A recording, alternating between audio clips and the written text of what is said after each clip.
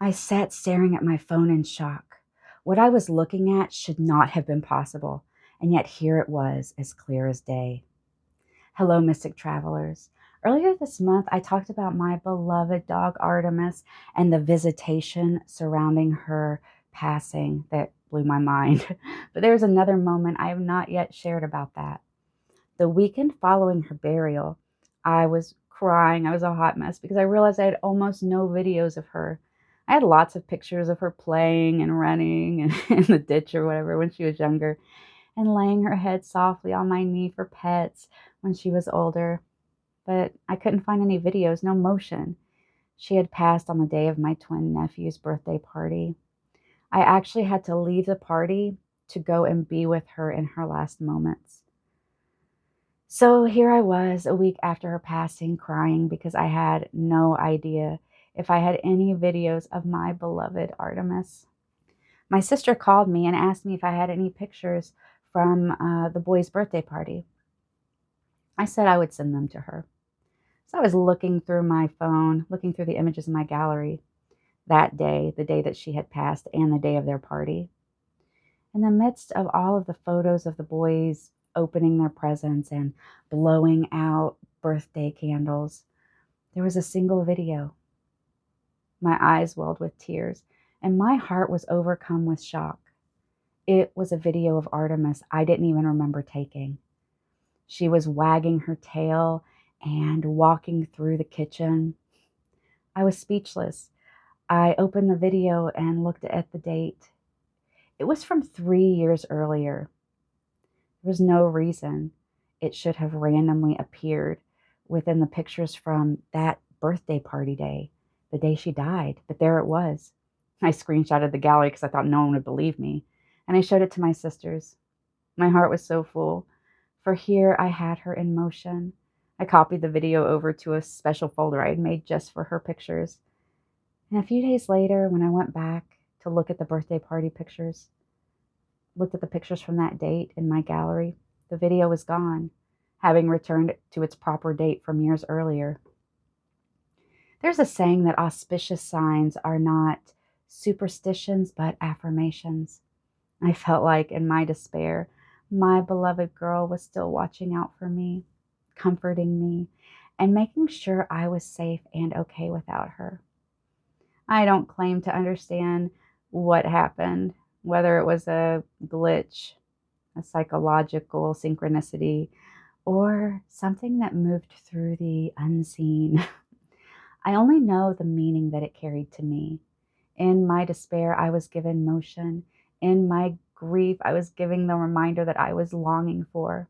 Love leaves artifacts, sometimes physical, sometimes digital, sometimes just internal. It just deeply amazed me that of all the videos to glitch into my gallery, it was one of my dog who I was longing to see a video of. And of all the days for it to appear on, it appeared specifically on the day she had passed away. And that brings me to this month's Curio. This month, I want to show you something deeply personal. It is small, very ordinary. In the first week of this month, I shared the story of my sweet dog Artemis's passing and the visitation that followed. And as with all dogs, when she was alive, her fur shed constantly. It would cling to my clothes, gather in the corners, weave itself into blankets and pashminas. And after she passed, I took some of her fur and I placed it in a bottle. You may have noticed that this bottle is always on my table when I read tarot cards or scry in the black mirror. I keep it not because I was trying to hold on to her body, but because it felt like keeping a physical echo of the life that once meant so much to me and still does. This little bottle carries the trace of a soul companion whose love shaped me in ways I am still discovering to this day. Fur sheds naturally. It is a part of every creature's cycle. What falls away is part of renewal. And yet somehow, what mattered most stayed. There was a spot on my front door frame where she would always press against when she was trying to rush out the door, and the paint is worn away. I have not repainted it because Every time I notice it, it's like its own little altar, and I smile. For me, this fur has become a metaphor for what remains when the body is gone. The way devotion anchors itself into matter, the continuity of bond after transition. The self that endures even as forms change.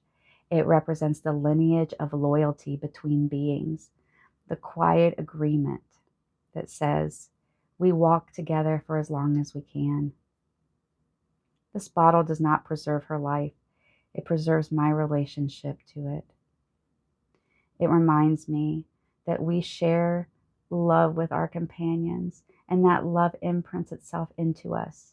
The body sheds, the fur falls, the seasons turn, but devotion leaves a residue that time does not easily erase.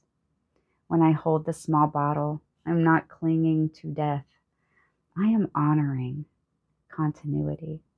I am acknowledging that something of her remains with me and in me, in the ways I am gentler, braver, and steadier because she once lay across my chest and took away my pain.